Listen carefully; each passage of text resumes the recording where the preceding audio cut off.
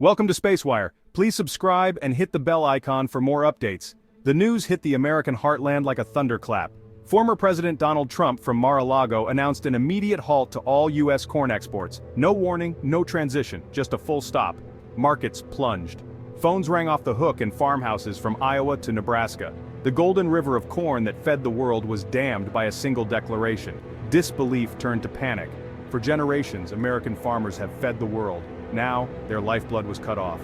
The local economy in small towns, grain elevators, truck depots, equipment suppliers, depended on exports. Now, everything was at a standstill.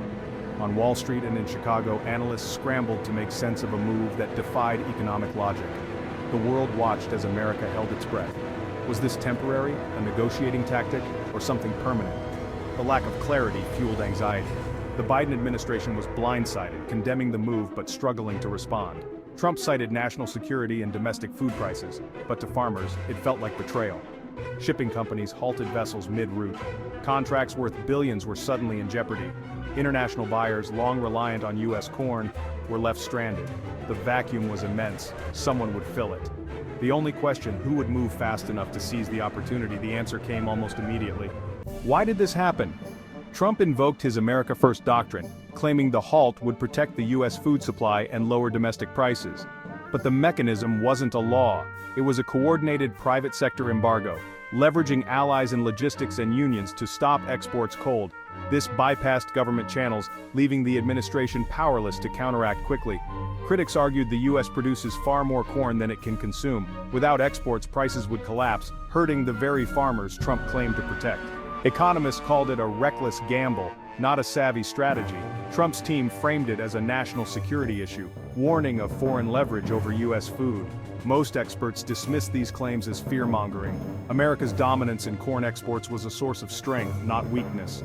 By halting exports, the U.S. handed a powerful economic weapon to its competitors. As chaos erupted in the U.S., Canada seized the moment. Canadian trade ministers worked overnight, contacting international buyers left in the lurch. Their pitch: America is closed, but Canada is open and ready to ship. The response was immediate. Japan, Mexico, South Korea, and the EU scrambled to secure Canadian corn. Within 48 hours, billion-dollar deals were signed.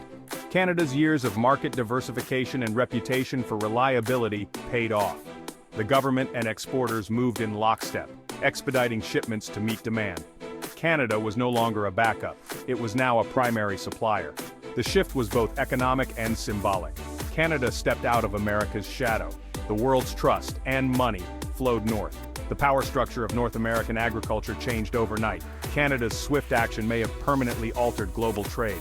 The U.S. loss was Canada's historic gain. The agricultural crown had a new contender.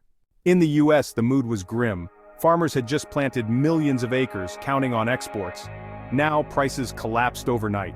A bushel of corn was suddenly worth less than it cost to grow. The financial devastation rippled through rural communities. Grain elevators, trucking companies, equipment dealers, and banks all faced crisis. Farming is more than a job, it's a way of life. Now, it felt like betrayal. Families gathered around kitchen tables, facing bankruptcy through no fault of their own. The government promised relief, but farmers knew aid was a bandage, not a cure. What they needed were markets, not handouts. Advocacy groups protested, demanding export channels reopen. They warned this wasn't just one bad year. It threatened the future of American farming.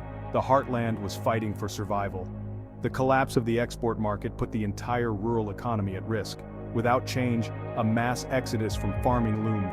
The stakes had never been higher. America's breadbasket was on the brink.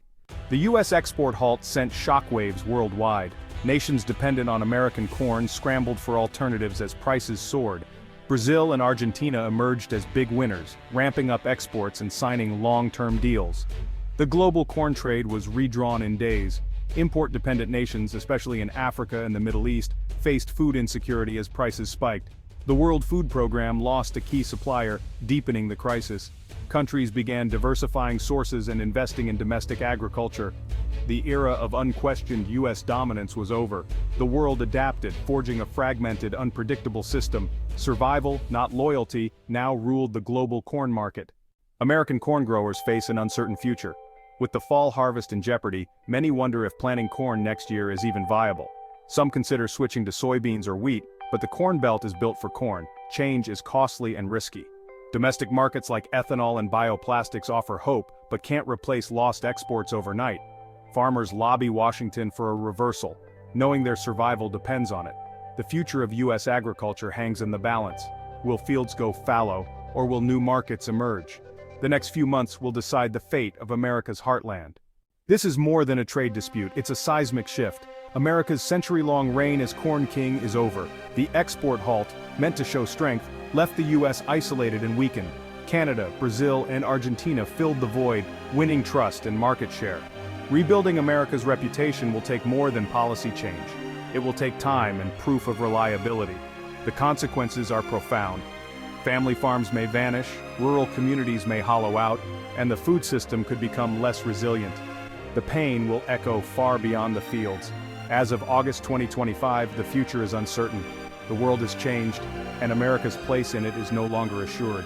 In trying to put America first, has the nation left itself behind? Only time will tell if the heartland can recover its crown.